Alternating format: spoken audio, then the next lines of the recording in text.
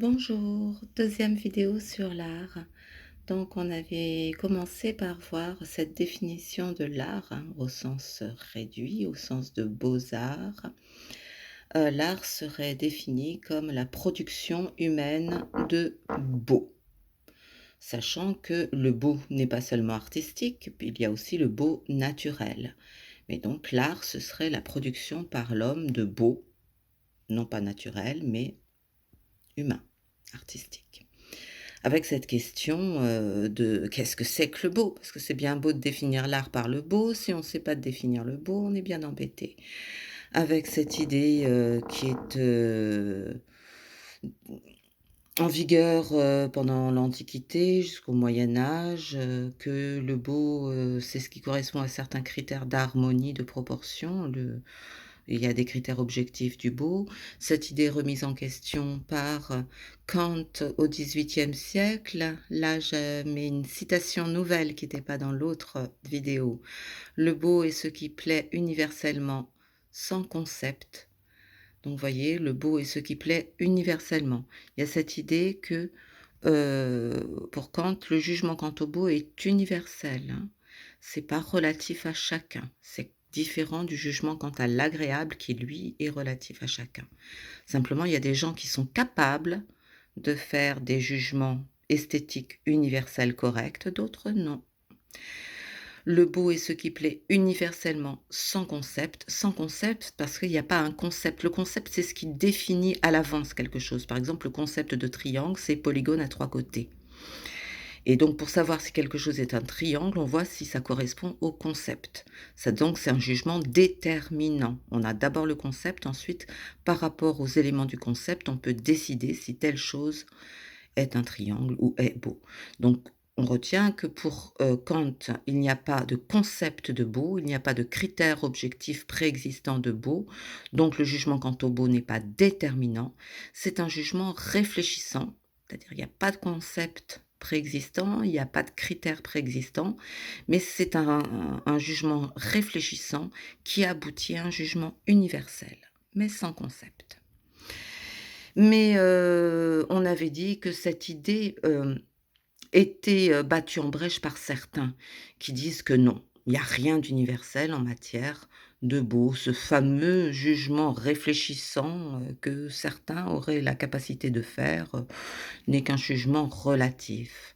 Sur cette idée, on va avoir par exemple Bourdieu, sociologue du XXe siècle, qui nous dit que ce fameux goût que certains auraient et que d'autres non, cette fameuse, capacité à faire des jugements esthétiques, heu, c'est pas quelque chose qui nous permet d'atteindre à un jugement universel, c'est simplement quelque chose qui est déterminé, par la culture, et notamment par l'élite culturelle de la société à laquelle on appartient.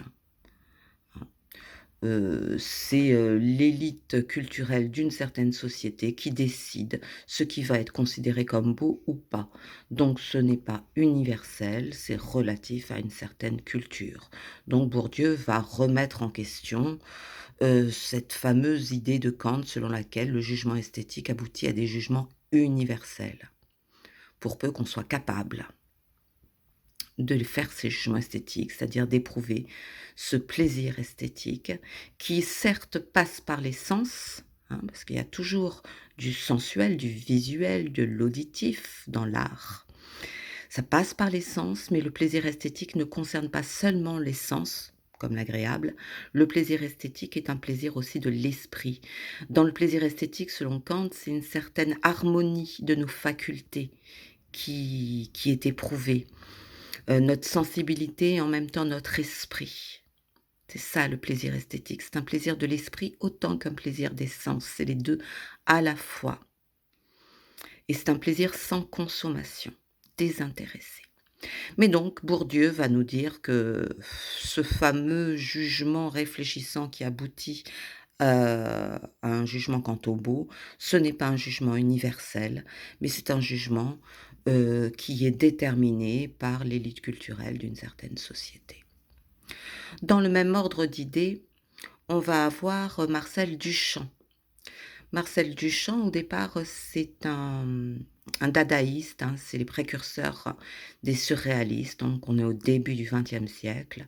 Marcel Duchamp, il était quand même assez connu. Il avait pignon sur rue, il était assez connu et un jour, il va décider de prendre, un urinoir. Alors vous voyez, un urinoir au départ, c'est pas un objet d'art, c'est un objet technique. Ça a une utilité pratique, ça sert à faire pipi dedans. Donc il va prendre un objet qui n'est pas un objet artistique, un objet technique et il va le mettre sur un socle et il va, l'exposer dans une galerie aux États-Unis et il va appeler ça Fontaine. Et donc, il décide de promouvoir un objet technique le plus, pragmatique possible, hein, un urinoir, ça sert à faire pipi, c'est pas rien, quoi. Il prend un urinoir et il le promeut à l'état d'œuvre d'art parce qu'il le met simplement sur un socle et il l'expose, parce qu'il a cette possibilité de le faire, dans une galerie aux États-Unis. Par ce geste, Duchamp conteste cette idée qu'il y aurait de l'art, qui serait opposé à ce qui n'est pas art. Ce qu'il nous dit en fin de compte, c'est que est art ce qui est posé comme tel. L'art, c'est ce qui est promu comme tel, par des personnes qui ont cette capacité de le promouvoir comme tel. Un urinoir, eh ben, on peut le promouvoir comme œuvre d'art si on a cette capacité justement d'être suffisamment entendu pour, pouvoir l'exposer dans une galerie d'art. Donc il veut désacraliser l'art et il veut désacraliser cette idée selon laquelle il y aurait des œuvres qui en elles-mêmes sont belles ou qui en elles-mêmes sont des œuvres d'art. Non, est art ce qui est promu culturellement comme tel. Et là, il a promu comme œuvre d'art un urinoir. Alors il a fait ça avec pas mal d'objets techniques, avec une pelle à neige, etc. Tous ces objets qui au départ ne sont pas des objets d'art, mais qui sont promus au rang d'œuvres d'art parce qu'ils sont exposés par Duchamp comme des œuvres d'art, c'est ce qu'on appelle les ready-made, avec mon bel accent anglais. Ready, prêt, made, fait. Fait tout prêt. Et donc Duchamp va déjà remettre en question cette idée selon laquelle l'art, c'est la production de beau. Il va remettre en question cette distinction art-technique et il va remettre en question l'idée même d'art. Et art, simplement, ce qui est promu culturellement comme tel. Mais Marcel Duchamp, par ces ready-made, il veut nous faire penser aussi à peut-être un autre rôle de l'art que de produire du beau. Le rôle de l'art, et là on a justement une révolution. La plupart des artistes contemporains d'ailleurs, beaucoup en tout cas, récusent cette définition de l'art comme production de beau. Ah, j'ai oublié quelque chose, c'est pas grave. Ils récusent l'art comme production de beau. Ce que nous dit Duchamp, ce que nous fait penser Duchamp, ça se rapproche un petit peu de ce que va nous faire penser Bergson. Imaginez, un urinoir qui est dans des toilettes. Et ben, l'urinoir, il a sa présence d'urinoir, il a sa forme, sa matière, sa couleur, il y a sa réalité complexe d'urinoir. Simplement dans la vie de tous les jours, dans la vie quotidienne, est-ce que je vais faire attention à cette réalité de l'urinoir, à la singularité de ses formes, de sa matière, à ce que cet urinoir peut provoquer chez moi comme sensation, comme sentiment, comme pensée? Non. Dans le quotidien, l'urinoir, eh bien, on passe devant, on pisse dedans et on s'en va. Dans la vie quotidienne, en fin de compte, on ne fait pas attention aux objets qui nous entourent. On les nomme et le nom qu'on donne aux choses souvent nous révèle l'usage qu'on donne aux choses. Une chaise, c'est pour s'asseoir. Je passe pas 3 heures à la regarder, pourtant il y a plein de choses à voir dans une chaise.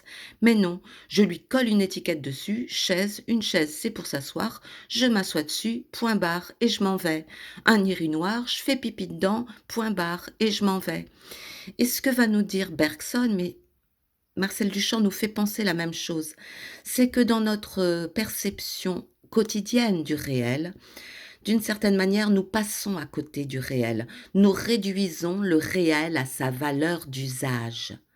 La plupart des choses que nous percevons Eh bien nous n'y faisons pas vraiment attention. Nous les utilisons et nous passons à côté du réel. Au lieu de vraiment faire attention à la couleur, à la forme, aux sensations, aux sentiments, à ce que ça nous fait éprouver, eh bien nous passons à côté du réel, nous collons des étiquettes. Un Bergson va dire: «Les mots sont comme des étiquettes que nous collons sur les choses et qui s'interposent entre nous et le monde».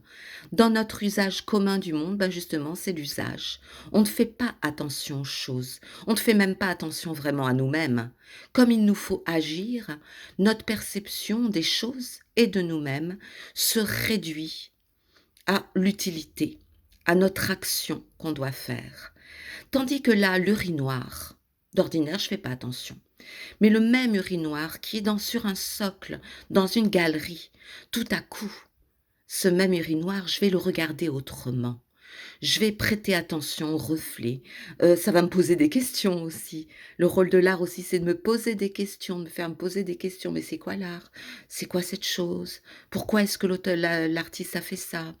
Et puis je vais faire attention à sa forme, je vais faire attention à sa matière, je vais faire attention à ce que ça provoque en moi. Tout à coup, dans l'art, en fin de compte, on a une perception différente. Notre perception dans l'art, ne se réduit pas à la valeur d'usage. Quand je suis face à une œuvre d'art, quand je suis face à un tableau, ou quand j'écoute une musique, ou quand je lis un poème, eh bien je n'ai pas besoin d'agir.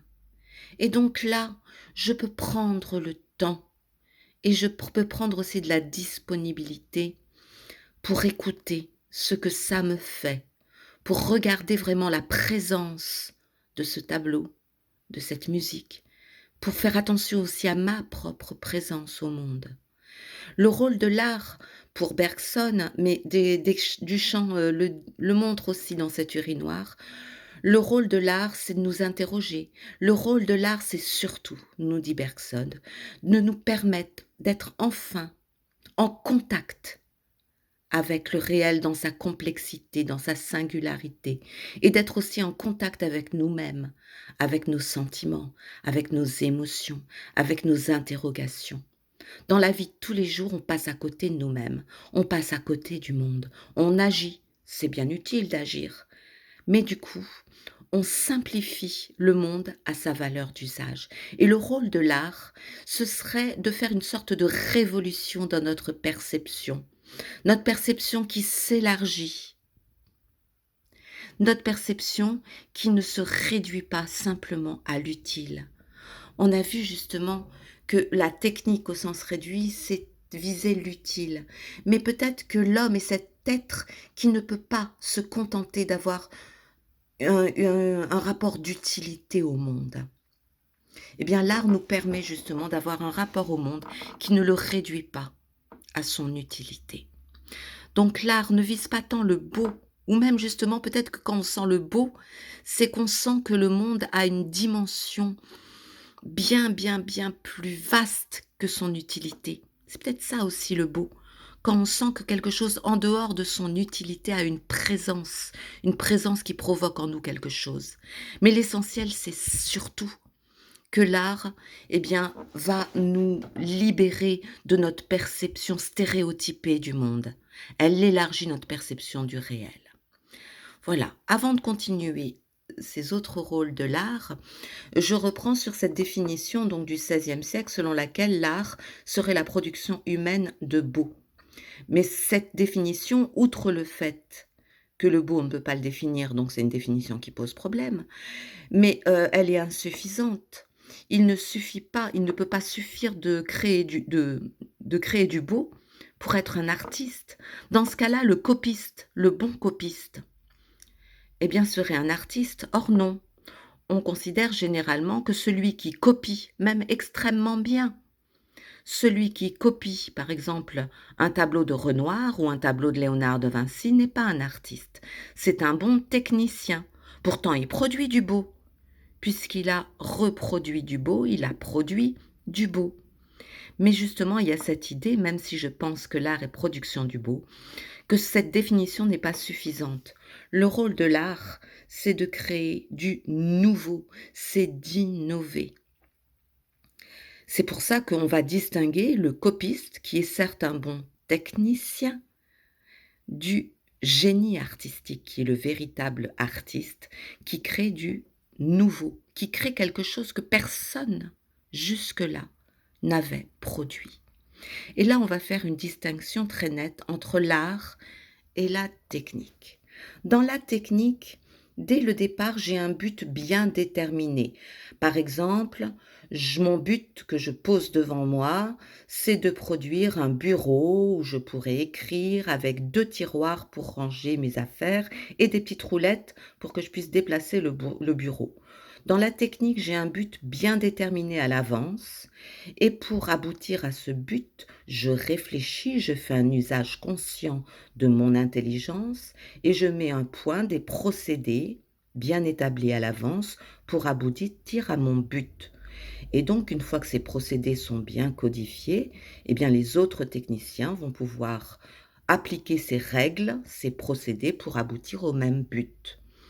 Dans la technique, il y a des procédés et des règles prédéterminées et il y a un but qui est bien décidé à l'avance.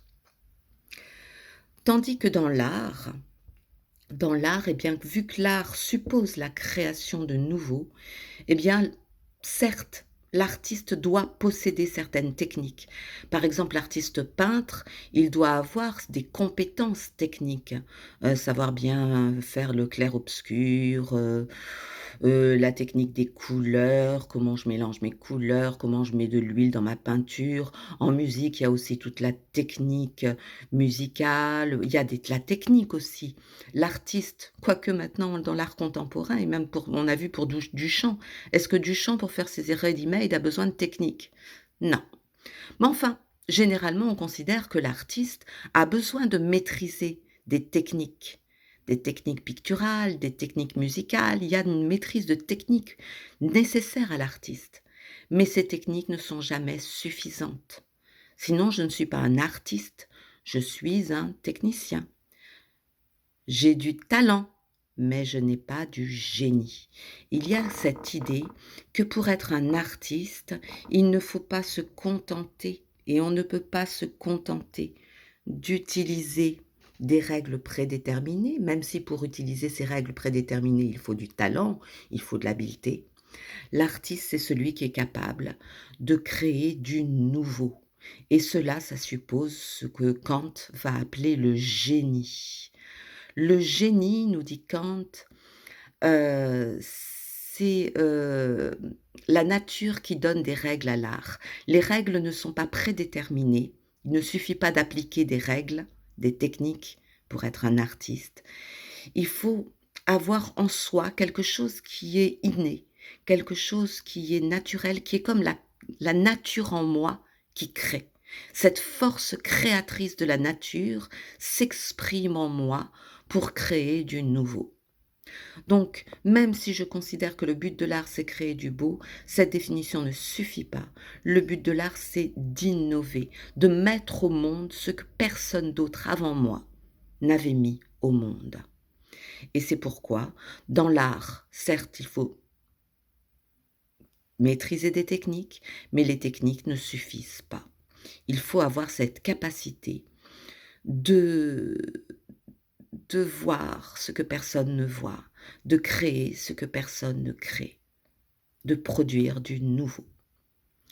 Bien, donc, cette définition de l'art comme production du beau, je me répète, mais vous avez l'habitude que je me répète. C'est une définition déjà qui pose problème parce qu'on n'arrive pas à définir le beau. Est-ce que c'est objectif? Est-ce que c'est subjectif? Est-ce que c'est subjectif mais universel? Ou est-ce que c'est subjectif et totalement relatif? Mais dans ce cas-là, si c'est relatif et si je définis l'art comme production de beau, il n'y a plus de définition de l'art. C'est très compliqué et la plupart des artistes aujourd'hui considèrent qu'on ne peut pas définir l'art comme production de beau. Et l'art, donc, aurait pour but non pas au premier abord la production de beau, mais surtout de répondre à des besoins plus vastes qui ne sont pas matériels, pratiques, mais spirituels. Alors on a vu avec Bergson, avec Duchamp aussi, cette idée que le rôle de l'art, c'est de nous permettre, parce que justement l'art n'est pas l'utile, Parce que quand je suis dans le domaine artistique, je n'ai pas besoin d'agir pour ma survie. L'art me permet, enfin, de cesser de restreindre, de réduire ma perception à sa valeur d'usage. L'art me permet de prendre le temps d'examiner la réalité dans sa singularité, dans sa richesse, dans sa profondeur. Et donc l'art me met en contact avec le monde et l'art me met aussi en contact avec moi-même. Je peux prendre le temps de voir ce qui se passe en moi, d'être en contact avec moi. Ça élargit notre perception du réel. On va voir aussi avec cette idée de Hegel, le rôle de l'art, c'est de donner aux idées une existence sensible. L'art, il y a toujours un rapport au sensible, que ce soit du visuel, de l'auditif ou autre. Il y a toujours quelque chose de sensible dans l'art, mais dans l'art, c'est l'esprit qui s'incarne dans du sensible. Et d'une certaine manière, l'art, c'est le moyen de rendre présent objectivement à mes sens de la pensée. Le rôle de l'art, donc, c'est de rendre présent, sensible, des idées, des pensées, des intuitions, des révélations. Le rôle de l'art, justement, c'est ce mixte. C'est la pensée qui se donne à elle-même une présence sensible que je peux toucher, que je peux sentir, que je peux entendre. C'est la pensée la pensée qu'on touche, la pensée qu'on sent, la pensée qui va rentrer en contact matériel avec moi. Et cette idée donc va permettre à l'art de communiquer. Justement, par l'art, je peux communiquer mes pensées, mes intuitions, mes révélations, mes convictions. Mais l'art me permet aussi de communiquer mes émotions aux autres. Et évidemment, ça a permis justement de donner des rôles très divers à l'art. Dans l'art religieux, l'art permet de glorifier, d'émouvoir la sensibilité religieuse. L'art va être utilisé politiquement pour condamner. Pensez à ce fameux exemple de Guernica qu'on rabâche sans arrêt, mais bon, l'art permet de condamner, de glorifier. L'art permet d'interroger, avec du chant par exemple. L'art permet de persuader, et là on a une utilisation de l'art, on peut se demander si c'est pas de la perversion, puisque là maintenant c'est un art qui vise l'utile, vraiment. Pensez à la propagande, pensez à l'utilisation de l'art par exemple dans le Troisième Reich. Mais tout ça c'est parce que l'art, ça permet de donner une présence sensible à des idées. Et un autre rôle de l'art qui a été développé, qui est important, qui a été développé par Aristote quand il parlait non pas d'art en général, mais quand il parlait des récits poétiques, dans son livre qui s'appelle Poétique, une fonction cathartique. C'est quoi une catharsis ? La catharsis, c'est une purification. Par l'art, on peut se purifier, on peut se débarrasser. Et en l'exprimant, on peut se débarrasser, se purifier des émotions qui peuvent nous encombrer, qui peuvent nous polluer. On peut enfin exprimer notre tristesse, notre colère, notre jalousie, notre rancœur, notre amour. Et ça nous permet de ne pas être étouffés sous le poids de nos sentiments qui pourraient être trop lourds pour nous. Fonction cathartique de l'art. Par exemple, j'adapte Aristote à l'époque actuelle. Qu'est-ce que ça fait du bien, quand on est triste, de regarder un film triste où on va pleurer. On va pleurer comme des fous devant l'écran de cinéma. Mais qu'est-ce que ça fait du bien de pleurer?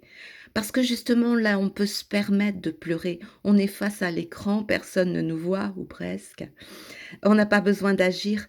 Et là, toutes nos émotions, toute notre tristesse, tous nos espoirs peuvent sans fin s'exprimer. Et ça sort de nous, et ça nous libère, et ça fait du bien. Et voilà, fonction cathartique de l'art, qui permet à l'artiste aussi de se libérer de toutes les émotions qui peuvent l'encombrer, mais aussi qui permet à celui qui regarde, qui écoute l'œuvre d'art aussi, de se laisser aller à exprimer exprimer, il y a le ex, en dehors, laisser s'exprimer à l'extérieur tout ce qui pourrait nous encombrer et que d'ordinaire dans notre vie quotidienne, eh ben, on n'a pas l'occasion d'exprimer parce que sinon, ce serait trop lourd, hein. Voilà, fonction cathartique de l'art. Voilà, je termine ce cours, donc je fais un petit bilan, même si je me répète. Donc au départ, art égale technique, ars égale techné, ça s'oppose à la nature comme artifice. XVIe siècle, distinction entre la technique qui vise l'efficace, l'utile, et l'art qui vise le beau, qui est de l'apparence.